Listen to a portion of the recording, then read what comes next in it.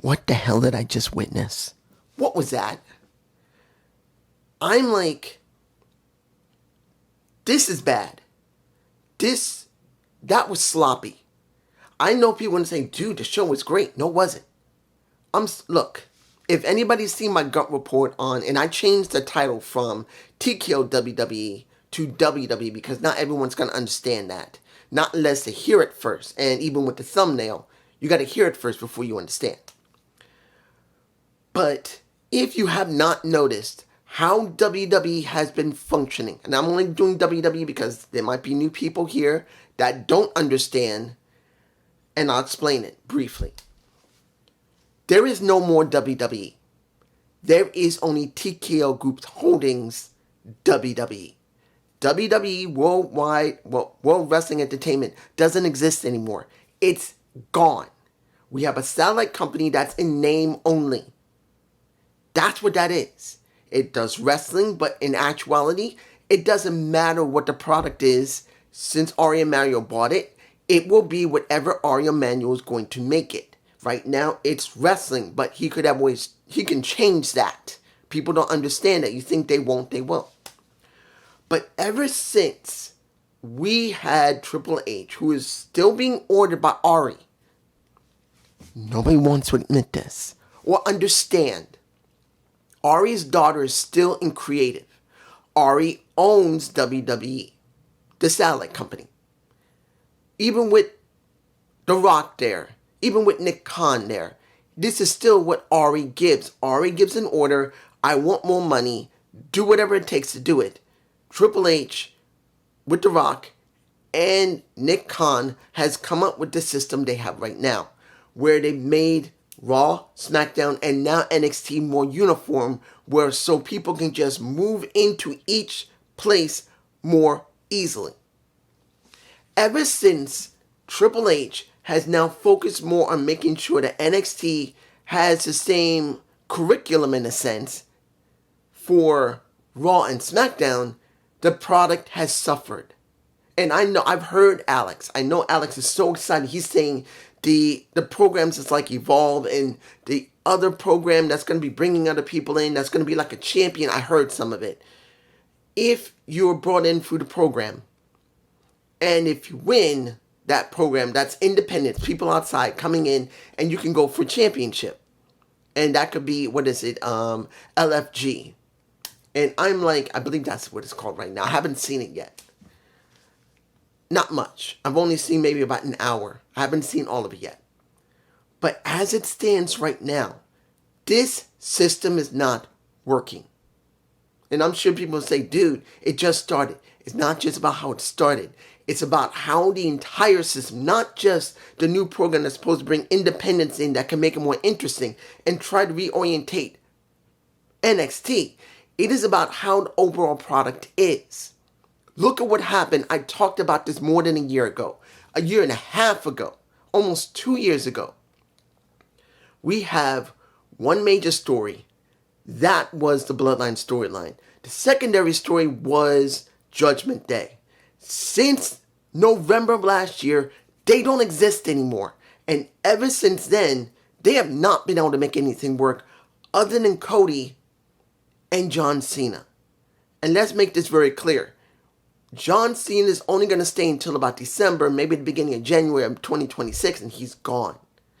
So no matter if he stays heel, he turns face, he becomes champ or nothing, what other stories do we have that are strong enough to make the show feel like something?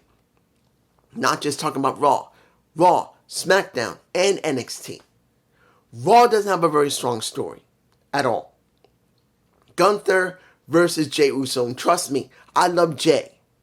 But the way they booked him, no, he should be the tribal chief right now. I'm telling you the truth. To make him feel important, he needed to be the tribal chief and then try to become champ. But they haven't done that. Then you look at SmackDown. We got Cody Rhodes, and he's gone through a whole bunch of people. And now he's going through John Cena. The only reason it's really big is due to John Cena and his masterful work. And if anybody says, I can't stand John Cena, understand. But at this point, all we got is John Cena. And he's doing actually a very good job at it. But that's it. 2 stories. Jey Uso and Gunther. Jey Uso and Cody Rhodes. You can say both of them are the main stories there. Now I'm sure they're going to say, what about the women? We got Tiffany Stratton going up against Charlotte Flair, where many people do not believe she's going to put her over. Not. And I don't blame them. Then you got Bianca Belair, who's on SmackDown. And we still do not know if Bianca isn't the heel in this situation because of what Naomi did. Because I still believe, and I say this again, and I'm not going to stop. Naomi should have never returned to TKO WWE. Well, technically, she just started there. It is TKO WWE. It's not WWE. Everything is different now, and she's not gaining anything. That's the deal. And as it stands for NXT, if you just looked at this show, you could see people were botching. Some segments didn't really make 100% sense, that it should be built up differently going into Stand and Deliver. And other things were good, but it just doesn't feel like it's right. Let's open. What did we get? We get Jada Parker versus Stephanie Fakir, who should not, I'm going to say this again, who should not be a double champion. This should not be a double championship show. It should not be. This should have never happened. And I know people would say, well, guess what? Julie got hurt. Well, what do they normally do when someone gets hurt? They do a fucking tournament. Why wasn't a tournament done? You could have done it. You could have done the damn tournament. There was 45 days left. You could have started the tournament, and you could have done the tournament. And you could have built the very people that's going to be in the segments I'm going to talk about, and you could have done that. And you did not. It was dumb. And look at what we got. The match itself, let's make it very clear. Jada Parker dealing with Stephanie Fakir. Jada is not as good as she is. I still like Jada. She has potential, but when you watched her work, it was sloppy. And then Stephanie, who's used to a lot of lucha libre, who's used to a lot of women who are a lot more fast-paced, and she does deal with bigger women, I'm sure. But when you looked at her work in that ring, she could not make it work all the way with Jada Parker. It looked sloppy because of how bad Jada was. And I'm not even chewing out Jada saying that she's a piece of garbage. She's not. But Jada's here. Stephanie is here in experience. But due to the fact that Jada was here, Stephanie looked like she was here. It was sloppy in many parts. And they just didn't gel. They tried, and certain parts were not bad, but it was still sloppy. And then, here's where it gets interesting.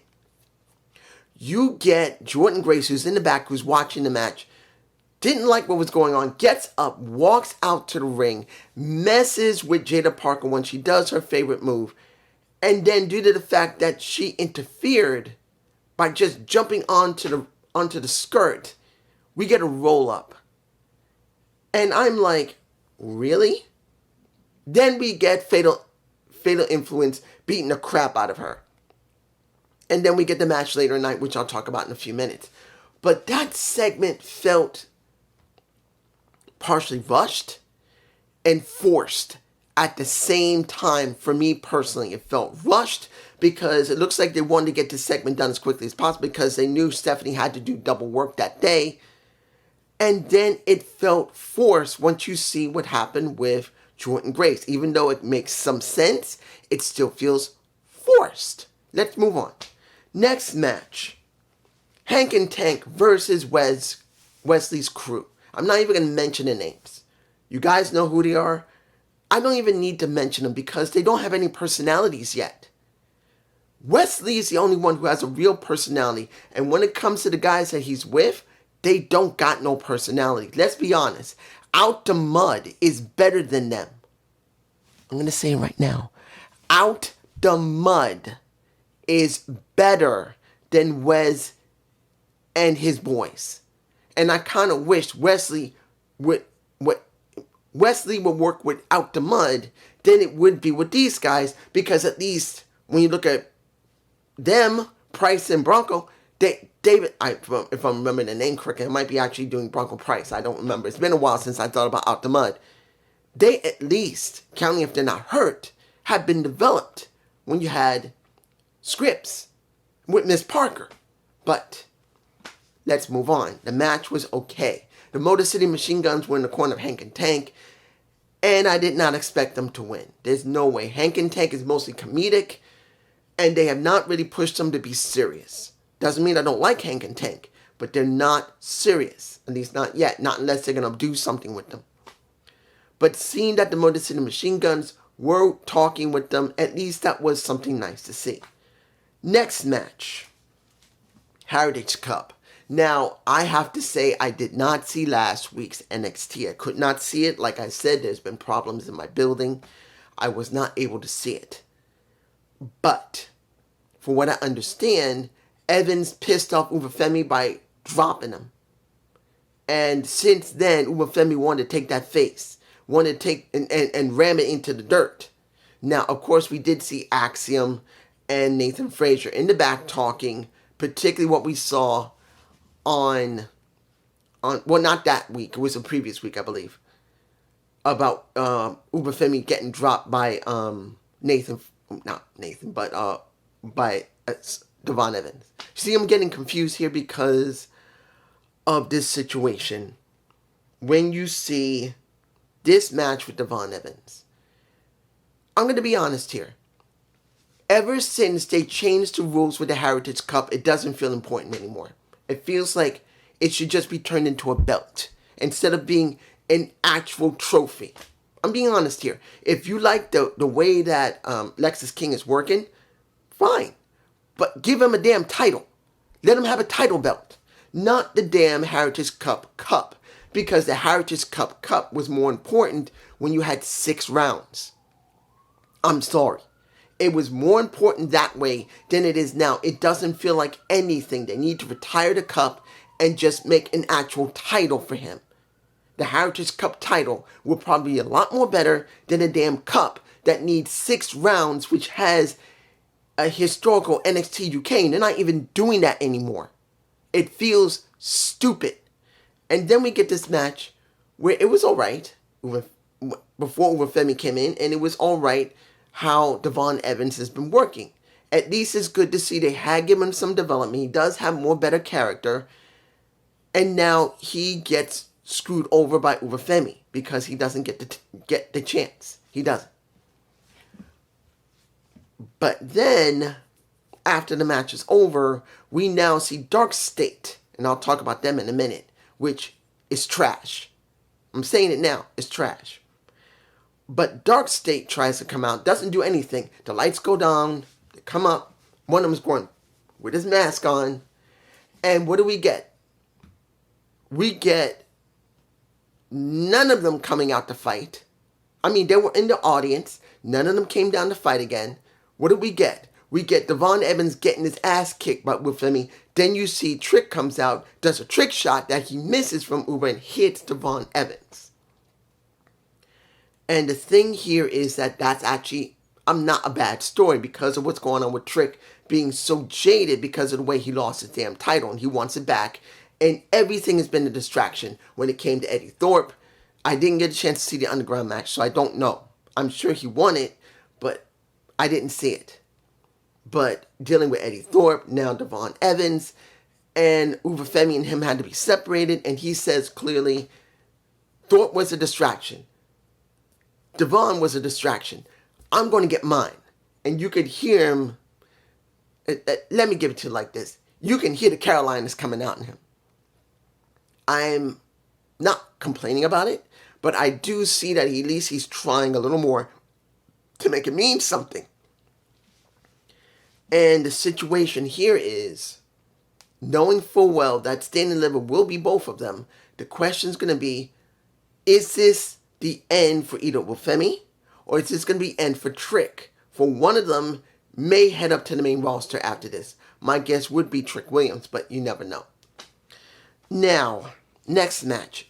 Gigi Golan and Tatum Paxley versus the Meta Girls.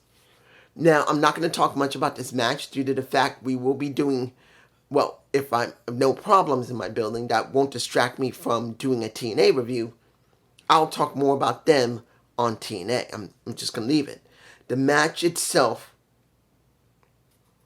what was that? Tell me if you saw that certain points, it was like there was confused communication. You see, I'm confusing it because that's what I got. This match was choppy. Look, I'm not against Miss Jackson, but Miss Jackson's not the best wrestler. She's not. But when you put up against Tatum Paxley, normally she's a better wrestler. But what happened? Even Gigi Golan is better than Miss Jackson. And Gigi, Tatum, particularly Gigi, seemed to be totally lost almost at one point during the match. And then Miss Jackson just seemed to be a little disjointed as well going through the match. The only one that looked the best was Lash Legend, which I've been saying for a while. Lash has developed pretty well. She's become a better wrestler. Is she a better talker? She's not a great talker, but has she improved as a talker? Yes. Do I believe in the Bougie Bully?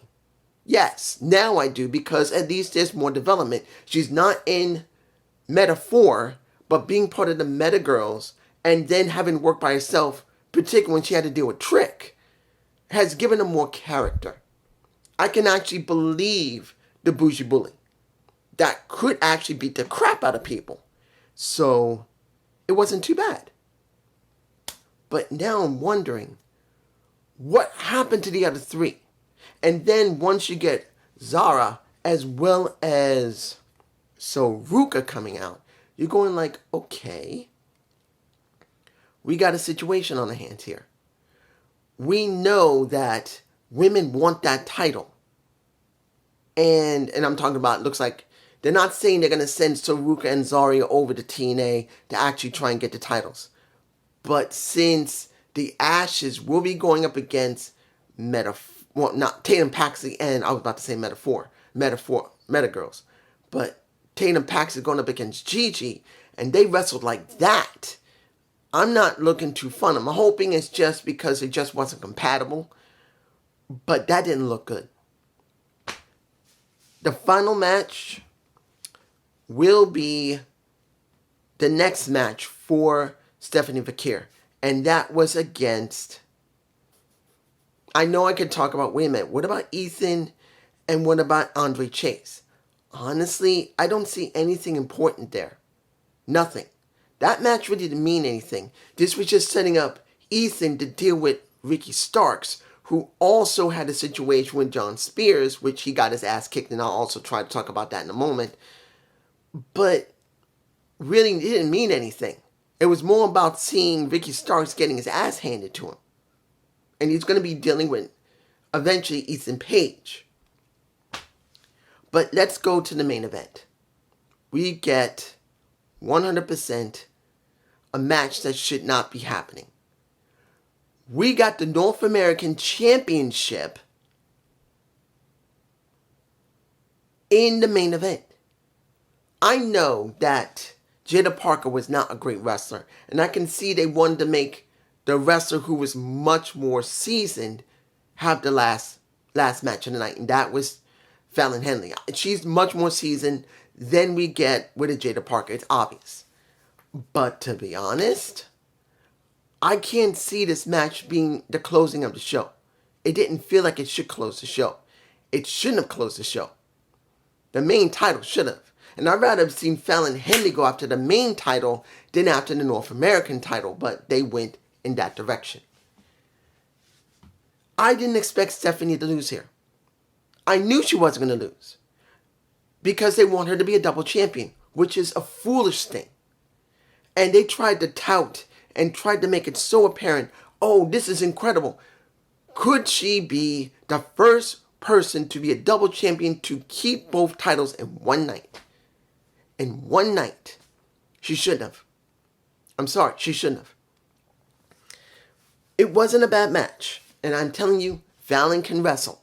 Compared to a Jada Parker, Fallon is a much better wrestler, so it was a lot more smoother. Were there still botches? Yes, but at least it was less than what we had with Jada Parker. But when you look at the ending of this show, you see that once the match was over, and I knew she was going to win, you see Fatal Influence jump into the ring, beat her up, and it is now Jordynne Grace coming out, jumping in the ring. Excuse me. And she tries to help her. They all leave the ring. She picks up the titles. And then they have a little bit of back and forth until Miss Parker gets into the ring. And you see how weak Miss Parker is compared to Miss Jordynne Grace, who is like this. Let's make it like clear. This is Jordynne Grace, this is Miss Parker. But we know Jordynne Grace is physically a very strong ass woman. Even though she doesn't powerlift anymore, she's still very strong and she showed her dominance.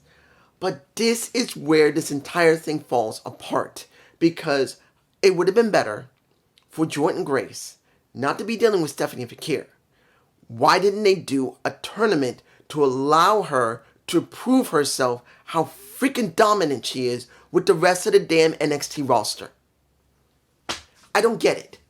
Yes, it was about 45 days or so when this situation where Julia had to drop the damn title. I understand. But it would have been better that they went and had a tournament and let Jordynne Grace go through that, and at Stand and Deliver, she could win that damn title. Honestly, it would have been better that way. Because it's not like Jordynne Grace has not dealt with the champion of NXT. She went up against Roxanne Perez. And I truly could believe that Jordynne could win the World Championship. And I'm not talking about North American, I'm talking about the World Championship. That's where I believe she should have already gone through. And it would have been better for her to go through every woman in NXT to prove her damn dominance. She's already been through the Royal Rumble. She's already dealt with Roxanne Perez. She's come back more than one or two more times and proved how good she is. And they could drop it to her. No one would complain. But this is just like it's rushed, and worse, it's forced. Now, let's talk about what happened in the back. I'm going to start with Dark State. This is the Shield. It's the damn Shield. With guys that I don't buy. I'm sorry. I don't want to see another Shield copy. I don't. The Shield was a one-of-a-kind thing that worked. And now what are they doing?